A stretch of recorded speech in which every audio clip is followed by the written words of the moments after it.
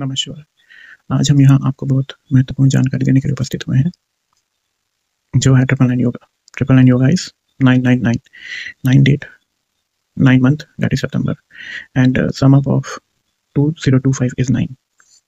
तो ये है 999 योगा, जो बहुत सारे एक्सपर्ट एस्ट्रोलॉजर्स और न्यूमरोलॉजिस्ट ने बताया है कि बहुत भयंकर दवाई का योग है। अब 9 नंबर जो है वो गमन करता है मंगल से।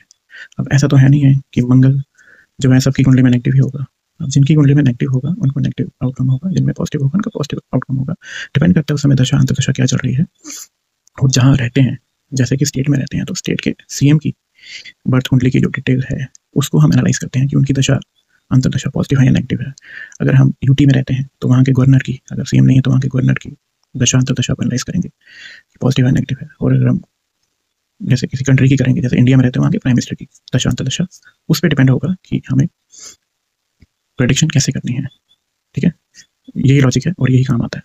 और कोई फजूल की बातें करने का कोई है नहीं है। मतलब अब 999 कल डेट थी, कल तो कुछ हुआ नहीं खास, फिर 999 योगा कहाँ गया।